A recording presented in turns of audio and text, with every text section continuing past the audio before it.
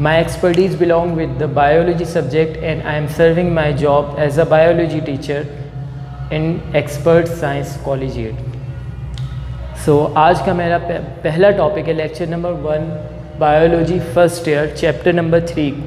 ठीक है, आज हम इंशाल्लाह चैप्टर नंबर 3 को स्टार्ट लेते हैं। ठीक है, चैप्टर नंबर 3 का लेक्चर नंबर 1 स्टार्ट लेने जा रहे हैं। As you all know chapter number 3 basically enzymes के बारे में। तो आज के जो हमारा ऑब्जेक्टिव होगा, कोर्स ऑब्जेक्टिव आज का, वो क्या होगा, हम पढ़ेंगे एंजाइम्स क्या होते हैं, क्या प्रॉपर्टीज़ शो करते हैं एंजाइम्स। ठीक है, बेसिकली एंजाइम्स की हमारी बॉडी में क्या ज़रूरत है, किसने उसे प्रपोज किया था, कुछ ऑब्जेक्शन लगे थे, क्या था वो। ठीक है, उसके बाद कौन कौन सी प्रॉपर्टीज़ होती हैं एंजाइम की, जो बेसिक मेन प्रॉपर्टीज़ है, बस उन्हीं को डिस्कस करेंगे जो आपकी बुक के अंदर है। ठीक है, उसके बाद फिर हम शो करेंगे कि एंजाइम्स के ऑन स्ट्रक्चर की बेस पर एंजाइम्स की कितनी टाइप्स है, या ये क्वेश्चन आपके पास टाइप्स के साथ भी आ सकता है। ठीक है, इंशाल्लाह एंड में मैं आपको ये भी बता दूंगा कि जो आज हमने पढ़ा है वो आपके एग्ज़ाम पॉइंट ऑफ व्यू से किस तरीके से आता है। अच्छा, उसके अलावा बेटा जो मैं आपको आज जो भी मैं लेक्चर देने जाऊँगा इंशाल्लाह, तो वो आपके जो सिंध टेक्स्ट बुक बोर्ड है उसी से रिलेट होगा। जो एग्जाम्पल दूंगा वो भी आपकी बुक से रिलेट होंगी। ठीक है, तो आप उसके बाद अगर बुक रीड करेंगे तो इंशाल्लाह आपको बहुत ज़्यादा आसानी होंगी। ठीक है, अब बिस्मिल्लाह करके हम अपना लेक्चर शुरू करते हैं। तो सबसे पहला एंजाइम, द वर्ड एंजाइम्स। ये एंजाइम्स का मतलब क्या होता है, ये एंजाइम्स होते क्या हैं, हमारी बॉडी को एंजाइम्स की ज़रूरत क्या है। ठीक है बेटा, तो एंजाइम्स के बारे में सबसे पहले जिन्होंने डिस्कवर किया था एंजाइम्स को, वो फ्रेडरिच विल्हेल्म कोहन नामी साइंटिस्ट थे। इन्होंने 1878 में एक यीस्ट के अंदर, ठीक है, एक यीस्ट, जाइम कहते हैं यीस्ट को। ठीक है, तो उन्होंने एक यीस्ट के अंदर, इनका मतलब होता है अंदर, अंदर एंडो से निकला है, एंडो मीन इनसाइड, और जाइम्स मतलब यीस्ट। एक यीस्ट के अंदर एक केमिकल को डिस्कवर किया था। ठीक है, बेसिकली वो वही प्रॉपर्टी शो कर रहा था जो कि एंजाइम्स की डेफिनेशन है। तो उन्होंने उसको इसीलिए यही नाम दे दिया कि ये एंजाइम्स यानी कि इन यीस्ट। ठीक है, मैं यहाँ लिख भी देता हूँ आपको। पहले एक फंजाई यीस्ट के अंदर बेसिकली इन्होंने ये केमिकल डिस्कवर किया था, इसीलिए नाम भी रख दिया गया एंजाइम, कि ये वो केमिकल जो एक यीस्ट के अंदर पाया जाता है। अब एंजाइम्स की क्या डेफिनेशन है, बेसिकली एंजाइम्स की जो शॉर्टेस्ट डेफिनेशन है जिससे आपको एंजाइम्स के बारे में सारी बात समझ में आ जाएगी, वो ये है बेटा कि एंजाइम्स ऐसे केमिकल को कहते हैं जो हमारी बॉडी के अंदर पाए जाते हैं, जो कि बायो कैटेलिस्ट होते हैं। एंजाइम्स क्या होते हैं बेटा, बायो कैटेलिस्ट। एंजाइम हमारे पास क्या होते हैं, बायो कैटेलिस्ट। अब ये बायो कैटेलिस्ट क्या होते हैं, आपने केमिस्ट्री में पढ़ा होगा कि कैटेलिस्ट क्या होते हैं बेटा, जो केमिकल रिएक्शन की स्पीड को बढ़ा दें। ठीक है, तो बायो कैटेलिस्ट क्या होंगे, ऐसे केमिकल जो हमारी बॉडी में पाए जाए और वो हमारे बॉडी के अंदर होने वाले केमिकल रिएक्शन की स्पीड को बढ़ा दे, स्पीड अप कर दे उनको। ठीक है, उन्हें क्या नाम दिया जाता है, बायो कैटेलिस्ट। तो enzymes are bio catalyst found in our body. ठीक है, and help in the speed up of a chemical reaction that take place in our body. तो इन्होंने कहा था कि ये फ्रेडरिच ने कहा था कि ये एक प्रोटीनियस सब्सटेंस होते हैं जो हमारी बॉडी में पाए जाते हैं, और इनका काम क्या होता है कि बॉडी के अंदर होने वाले तमाम केमिकल रिएक्शंस की स्पीड को बढ़ा देना। ठीक है, उसके बाद कोई 1980 में जाकर Thomas Cech and Sidney Altman scientist ने ये डिस्कस किया कि नहीं, हर चीज़ मतलब एंजाइम सिर्फ प्रोटीनियस इन नेचर नहीं हो सकते, कुछ ऐसे भी एंजाइम है जो प्रोटीनियस नहीं है लेकिन फिर भी वो एंजाइम का काम कर रहे हैं, एंजाइम के फंक्शन को अदा कर रहे हैं। ठीक है, उन्होंने इसकी एग्जांपल दी थी बेटा राइबोजाइम की। Ribozyme is a part of ribonucleic acid. ये जेनेटिक इंफॉर्मेशन को ट्रांसफ़र करने में या उसको प्रोसेस करने में हेल्प कर रहा होता है। इन्होंने बताया था कि राइबोजाइम वो केमिकल है जो कि नॉन प्रोटीनियस है लेकिन फिर भी कैटेलिस्ट का, बायो कैटेलिस्ट का काम कर रहा है। तो इस डेफिनेशन के अंदर एक थोड़ी सी और एडिशन आ गई कि एंजाइम प्रोटीनियस भी हो सकते हैं और प्रोटीनियस प्लस नॉन प्रोटीनियस भी हो सकते हैं। ठीक है, लेकिन काम क्या होता है बेटा उनका कि वो बायो कैटेलिस्ट होते हैं और केमिकल रिएक्शन की स्पीड को बढ़ा देते हैं, उन्हें स्पीड अप कर देते हैं। ठीक है बेटा, तो एंजाइम्स की डेफिनेशन और इंट्रोडक्शन आप लिख लेना कि एंजाइम्स किसने डिस्कवर किए थे बेटा, फ्रेडरिच विल्हेल्म कोहन ने। एंजाइम्स को के बाद उसके बाद इन्होंने क्या बताया था कि they are proteinaceous in nature, ठीक है, and act as a biocatalyst found in our body, ठीक है। उसके बाद दो और साइंटिस्ट आए थे, उन्होंने क्या डिस्कस किया था, उन्होंने क्या ऑब्जेक्शन किया था कि एंजाइम सिर्फ प्रोटीनियस नहीं होते बल्कि वो नॉन प्रोटीन इन नेचर भी हो सकते हैं। उसकी एग्जांपल उन्होंने क्या दी थी, राइबोसोम। राइबोसोम किसका हिस्सा होता है, राइबोन्यूक्लिक एसिड का हिस्सा होता है। इसका काम क्या होता है बेटा, राइबोन्यूक्लिक एसिड का जेनेटिक इन्फॉर्मेशन को प्रोसेस करना होता है, ठीक है। और ये नॉन प्रोटीनियस होता है लेकिन उसके बावजूद भी एंजाइम का काम कर रहा होता है। तो इन्होंने ये बात बताई थी। अब हम आते हैं कैरेक्टर पर। बेसिकली आपके पास अगर क्वेश्चन आया तो हो सकता है सिर्फ सिंपल एंजाइम डिफाइन करने को कह दिया जाए, तो आप उसके अंदर उसकी डिस्कवरी लिख दें और उसकी डेफिनेशन लिख दें। लेकिन अगर आ गया what is enzyme and write down the characteristics of enzyme, तो ये कुछ कैरेक्टर के सिर्फ मैंने मेन वर्ड लिखे हैं क्योंकि अभी मैं आपको उनको डिस्क्राइब करने जा रहा हूँ, ठीक है। तो 3-4 कैरेक्टर में मैक्सिमम डेफिनेशन के साथ 4 या 5 कैरेक्टर भी आप लिख लें तो आपकी अच्छी खासी एक प्रेजेंटेशन बन जाएगी, ठीक है बेटा। तो अब हम शुरू करने जा रहे हैं कैरेक्टर को। तो कैरेक्टर मतलब वो प्रॉपर्टीज़ जो एंजाइम शो कर रहे होते हैं।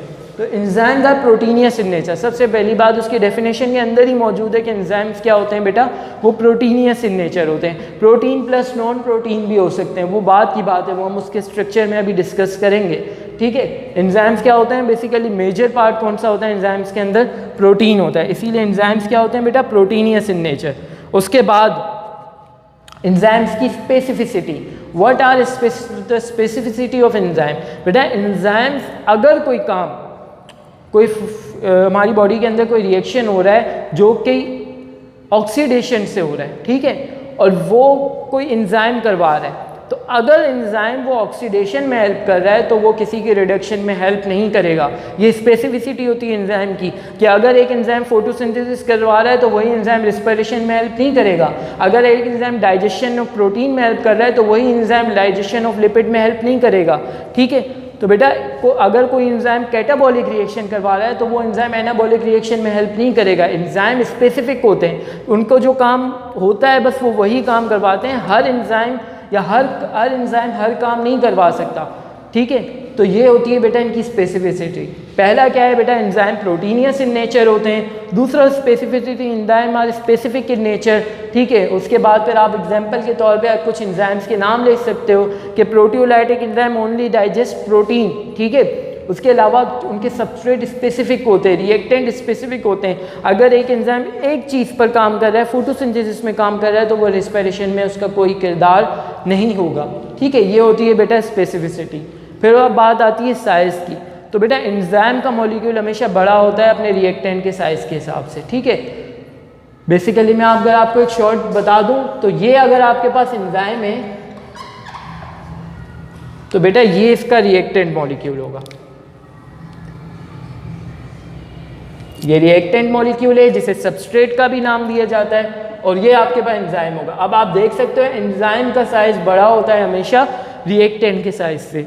ये भी आपके पास एक पॉइंट है, ये भी आप लिख सकते हैं, ठीक है, इसकी कैरेक्टर में, प्रॉपर्टीज़ में। उसके अलावा बेटा स्पेसिफिक पीएच, हमारी बॉडी, अब बेसिकली ये पीएच क्या होती है, पावर ऑफ हाइड्रोजन, ठीक है। पीओएच क्या होती है, पावर ऑफ हाइड्रोक्सिल आयन। ये केमिकल के कुछ केमिकल प्रॉपर्टीज़ हैं, ये आपको पता होंगी, आप चैप्टर नंबर आपने केमिस्ट्री में बेसिकली पढ़ा भी होगा, ठीक है, और पढ़ोगे भी इसको आगे भी। तो ये पीएच क्या होती है, पावर ऑफ हाइड्रोजन आयन। कोई भी चीज़ एसिडिक है या बेसिक है, ये बेसिकली हम किस चीज़ से मालूम करते हैं, पीएच से मालूम कर रहे होते हैं। तो एंजाइम भी स्पेसिफिक होते हैं अपने पीएच पर। अगर एक एंजाइम है वो एसिडिक मीडियम में काम कर रहा है तो कभी भी वो एंजाइम बेसिक में काम नहीं करेगा। अगर एक एंजाइम बेसिक में काम कर रहा है तो वो एसिडिक में काम नहीं करेगा। एक एग्जांपल देता हूँ छोटी सी, हमारी बॉडी में माउथ में ही लाइपेज एंजाइम रिलीज हो जाता है, लेकिन वो फंक्शन कहाँ जाकर करता है, हमारे स्टमक में। लाइपेज का काम लिपिड को डाइजेस्ट करना, ठीक है। तो जो लिपिड को डाइजेस्ट कर रहा है ये लाइपेज एंजाइम, वो बेटा क्या होता है, स्पेसिफिक पीएच है उसकी। स्पेसिफिक पीएच वो सिर्फ एसिडिक में काम करता है, और हमारे माउथ में एसिडिक मीडियम नहीं होता। एसिडिक मीडियम क्या होता है, कहाँ होता है बेटा, स्टमक में। इसीलिए वो रिलीज तो होता है यहाँ पर, लेकिन काम नहीं करता। काम कहाँ जाकर कर रहा होता है बेटा, स्टमक में कर रहा होता है। तो enzymes are specific to their pH. अगर आप किसी एंजाइम की पीएच को बढ़ाते हो या कम करते हो तो ऑटोमेटिकली उसके फंक्शन पर भी फर्क आएगा, फंक्शन भी उसका कम होना शुरू हो जाएगा। एंजाइम आर स्पेसिफिक टेम्परेचर, हर वो चीज़ जिसको टेम्परेचर को अगर आप चेंज करो और उसके फंक्शन में भी फ़र्क आए, बेटा ऐसी चीज़ों को हम क्या नाम देते हैं, थर्मोलेबाइल का नाम देते हैं। ठीक है, हीट सेंसिटिव होती हैं ये ऐसी चीज़ें। एंजाइम भी हीट सेंसिटिव होते हैं। आपको पता है ना एंजाइम किससे बने होते हैं बेटा, प्रोटीन से बने होते हैं।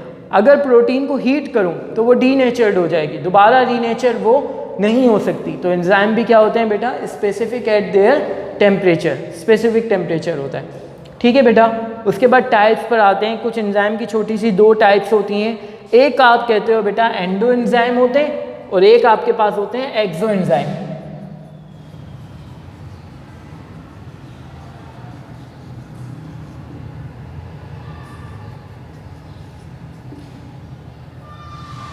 अब ये एंडो और एक्सो एंजाइम क्या होते हैं बेटा, एंजाइम अगर फॉर्मेशन कहीं पर भी हो रही है उसकी, लेकिन अगर वो काम सेल के अंदर जाकर कर रहे हैं, ठीक है, तो उन्हें कहा जाता है endo enzyme. The enzyme that work inside of the cell they are called endo enzyme. और एक्सो एंजाइम अगर वो सेल के बाहर आकर काम कर रहे हैं, ठीक है, यानी कि इंटरसेलुलर स्पेस में काम कर रहे हैं, तो वो एक्सो एंजाइम कहलाते हैं। अगर इंट्रासेलुलर यानी कि सेल के अंदर जाकर काम कर रहे हैं, तो वो क्या कहलाते हैं बेटा, endo enzyme. Endo enzyme which work inside the cell, exo enzyme which work outside of the cell. ठीक है बेटा, तो 2 टाइप्स आ गई आपके पास। ये जो मैं अभी आपको पढ़ा रहा हूँ ये बेसिकली पॉइंट्स में आप डिस्क्राइब कर लो इन्हें, ठीक है, छोटे छोटे से पॉइंट्स में, या फिर आपकी मर्जी है कि आप प्रॉपर्टीज़ की, कैरेक्टरिस्टिक्स की हेडिंग डाल के हेडिंग वाइज लिख लो कि सबसे पहले आपने लिख लिया कि एंजाइम्स प्रोटीनियस लिख लिया, हेडिंग डाल ली, ठीक है, कंपोजिशन लिख ली, केमिकल कंपोजिशन की हेडिंग डाल ली, उसके बाद आपने लिखा enzymes are proteinaceous in nature, ठीक है, but ribozyme are non protein. फिर उसके बाद आपने स्पेसिफिसिटी की हेडिंग डाल ली, फिर उस तरीके से डिफाइन कर लो। ये डिपेंड करता है आपकी टाइम मैनेजमेंट पर कि आपके पास टाइम कितना है और आप किस तरीके से उसको मैनेज करके चल रहे, तो आप उससे, वरना आप पॉइंट में भी इन चीज़ों को डिस्कस कर सकते हैं। ठीक है बेटा, तो टाइप्स हमने पढ़ी, एंजाइम एंडो भी एंजाइम्स होते हैं, एक्सो एंजाइम्स भी होते हैं। उसके बाद बेटा एक्टिव साइट होती है। एक्टिव साइट क्या होती है बेटा, यह आपके पास एंजाइम है ना, तो एंजाइम का वो वाला हिस्सा जहाँ पर आपका सबस्ट्रेट या रिएक्टेंट आकर बाइंड होता है और वो काम करना शुरू करता है, ठीक है, बाइंड होगा, फंक्शन उसका शुरू होगा, वो रिएक्टेंट प्रोडक्ट में कन्वर्ट होगा। जिस जगह पर आकर बाइंड हो रहा है यानी कि वो एक्टिव है, वो काम करवा रही है, वो रिएक्शन को प्रोसीड करवा रही है, उस साइट को हम कहते हैं एक्टिव साइट। तो every enzyme has some specific active site, ठीक है।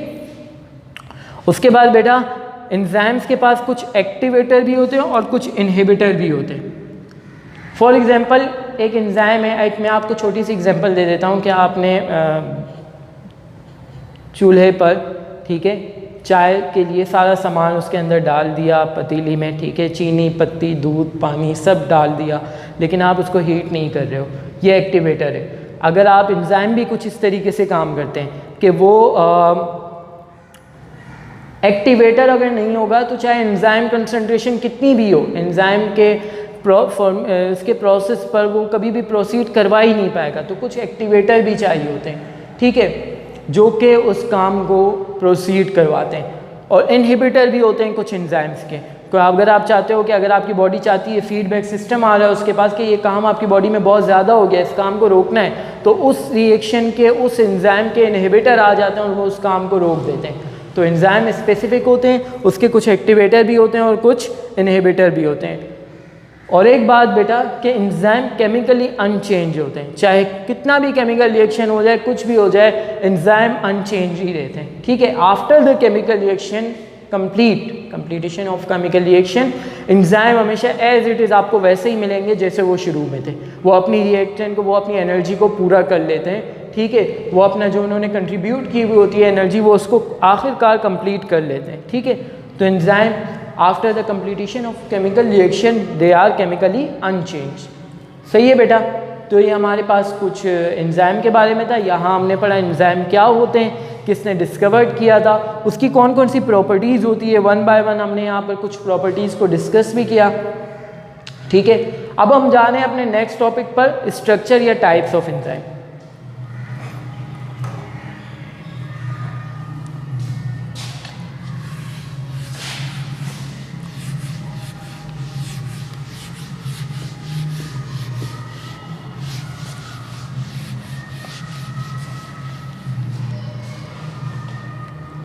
सो बेटा हम क्या पढ़ रहे हैं, एंजाइम्स के बारे में, एंजाइम स्ट्रक्चर या उसकी टाइप्स के बारे में पढ़ रहे हैं। तो बेटा ये क्वेश्चन 2-3 तरीक़ों से आ सकता है। स्ट्रक्चर ऑफ एंजाइम भी पूछे जा सकते हैं, टाइप्स ऑफ एंजाइम भी पूछा जा सकता है, या फिर उसके बाद कंपोजिशन ऑफ एंजाइम भी पूछा जा सकता है। बेसिकली सबका मतलब एक ही है, ठीक है बेटा। हम यहाँ टाइप्स के रेफरेंस से पढ़ते हैं, टाइप्स ऑफ एंजाइम।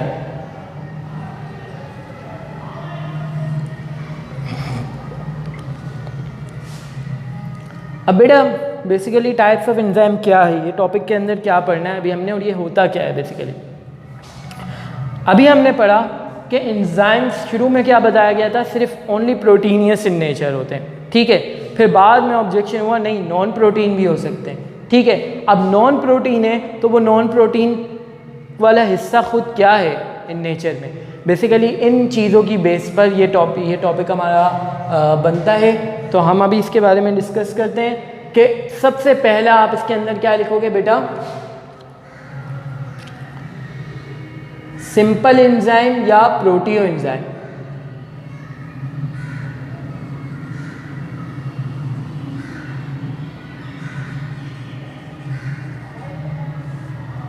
ठीक है, सबसे पहले क्या आएगा, सिंपल एंजाइम या प्रोटियो एंजाइम भी कहते हैं। वो एंजाइम जो कंप्लीटली प्रोटीन से बना हुआ हो उसे क्या नाम देते हैं बेटा, प्रोटियो एंजाइम।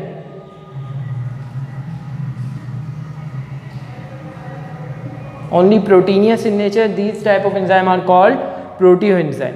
अच्छा बेटा, फिर वो एंजाइम जो आपके पास प्रोटीन प्लस नॉन प्रोटीन से बना हुआ हो उन्हें हम नाम देते हैं कॉन्जुगेटेड एंजाइम।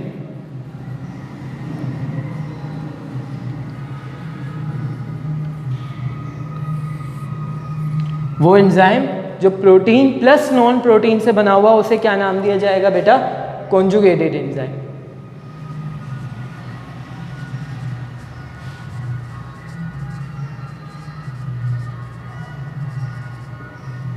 सही है बेटा। तो यहाँ पर दो टाइप आ गई बेसिकली आपके पास, the enzyme that are form from only proteinaceous part, they are called proteinaceous enzyme या प्रोटियो एंजाइम या सिंपल एंजाइम, ठीक है। Those enzyme that are form from protein plus non protein part, they are called conjugated enzyme. Conjugated के नाम के अंदर ही है कि भाई कॉन्जुगेटेड मतलब जुड़ा हुआ, ठीक है। प्रोटीन और नॉन प्रोटीन जब दोनों जुड़ जाते हैं तो उस एंजाइम को हम क्या नाम देते हैं, कॉन्जुगेटेड एंजाइम, ठीक है बेटा। उसके बाद फिर हमारे पास जो नेक्स्ट आते हैं, कॉन्जुगेटेड एंजाइम की ही मज़ीद टाइप आती है, ठीक है।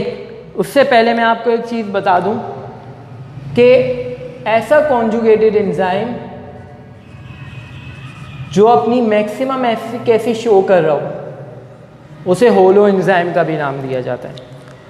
The conjugated enzyme which show its maximum efficacy, ठीक है। यानी अगर उसके पास कोई को फैक्टर या कोई भी को एंजाइम हो उसके साथ अटैच्ड हो, ठीक है, और वो अपनी मैक्सिमम एफिकेसी शो कर रहा हो उसे क्या नाम दिया जाता है, होलो एंजाइम। ये बात हमें यूलर ने बताई थी, ठीक है। ऐसा है कॉन्जुगेटेड एंजाइम जो अपनी मैक्सिमम एफिकेसी शो कर रहा हो, ठीक है, अपने को फैक्टर या को एंजाइम के साथ बाइंड हो और अपनी मैक्सिमम एफिकेसी शो कर रहा हो, उसे क्या नाम दिया जाता है, होलो एंजाइम, ठीक है। मैं एक मरतबा दोबारा से आ जाता हूँ, हम टॉपिक कौन सा पढ़ रहे हैं, types of enzyme. There are two types of enzyme, proteo enzyme and conjugated enzyme. Proteo enzyme are the type of enzyme that consist of only protein part, ठीक है। They are also called simple enzyme. Conjugated enzyme are the type of enzyme that consist of protein plus non-protein part, ठीक है। and the type of conjugated enzyme, ठीक है, which consist of which show its maximum efficacy, ठीक है, and bind with the cofactor or coenzyme, they are called holo enzyme, ठीक है। और ऐसे ये बात किसने बताई थी हमें, यूलर नामी साइंटिस्ट ने बताई थी। अच्छा बेटा, अब हम आगे बढ़ते हैं, ये टॉपिक आगे और चलते हैं। अब देखो जो बेटा प्रोटियो एंजाइम है वो तो हमें पता है सिर्फ प्रोटीन से बने हुए हैं, लेकिन नॉन प्रोटियो एंजाइम यानी कि कॉन्जुगेटेड एंजाइम जो प्रोटीन और नॉन प्रोटीन से बने हुए हैं, इसको मज़ीद हम आगे डिवाइड करते हैं।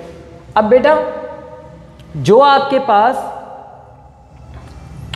कॉन्जुगेटेड एंजाइम का प्रोटीन वाला हिस्सा होता है, और कौन सा होगा इसके पास? Non protein. एक होगा आपके पास प्रोटीन और एक कौन सा होगा इसका हिस्सा? Non protein. तो बेटा वो वाला हिस्सा जो कि प्रोटीन वाला हिस्सा होगा उसको हम एक और नाम दे देते हैं एपो एंजाइम, और जो नॉन प्रोटीन वाला हिस्सा है कॉन्जुगेटेड का, उसे हम क्या नाम देते हैं? Prosthetic group. ठीक है बेटा, तो डिस्कस करते हैं दोबारा से इसको। Conjugated enzyme consist of two part, protein and non protein. ठीक है, the protein part are called apo enzyme and the non protein part are called prosthetic group. अब मजीद प्रोस्थेटिक ग्रुप बेसिकली है क्या? ठीक है, इसको मजीद हम आगे डिवाइड कर देते हैं। अब प्रोस्थेटिक ग्रुप कुछ भी हो सकता है ना, तो हम प्रोस्थेटिक ग्रुप को on the basis of their composition दो हिस्सों में डिवाइड करते हैं, ऑर्गेनिक भी और इनऑर्गेनिक भी। ठीक है, और इसको मजीद आगे नाम दे देते हैं हम। अगर प्रोस्थेटिक ग्रुप, मैं यहाँ लिख लेता हूँ ताकि आप लोगों को क्लियर हो जाए। ठीक है, अगर प्रोस्थेटिक ग्रुप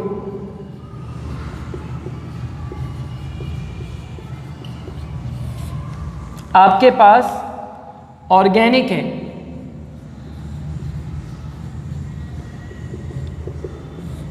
तो इसे हम नाम देते हैं बेटा, अगर आपके पास प्रोस्थेटिक ग्रुप ऑर्गेनिक है तो इसे हम नाम दे देते हैं कोएंजाइम का।